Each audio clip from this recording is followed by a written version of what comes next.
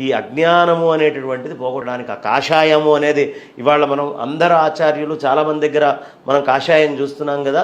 కాషాయానికి ఒక శోభని తీసుకొచ్చి కాషాయం కనిపించంగానే భారతదేశంలో ఒక్కసారి తలకాయ వచ్చి దండం పెట్టేటటువంటి స్థితి వచ్చింది అంటే కేవలం శంకర్లు చేసినటువంటి పని. ఆయనే కాషాయాన్ని అంత పునరుద్ధరణ చేసి ఆ స్థాయిలో పెట్టినటువంటి వారు. కాషాయము అంటే ఏమిటి, అది ఏ వర్ణంలో ఉంటుంది?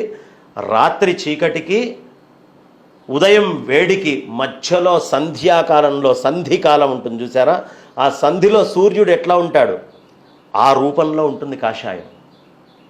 అంటే అజ్ఞానానికి జ్ఞానానికి మధ్య కొట్టుకుండేటటువంటి చోట సంధిగా ఉన్నటువంటి ఆ స్వామి అజ్ఞానంలో ఉన్నవాడిని సంధిలోంచి మళ్ళీ జ్ఞానంలోకి ఎలా తేవాలి, లేదు ఇంకొక వెలుగులో ఉండి వాడు గమ్యాన్ని చేరినటువంటి వాడిని ఎలా తీసుకెళ్ళాలి అంటం కోసం బ్రహ్మసూత్ర భాష్యాలు రాశారు.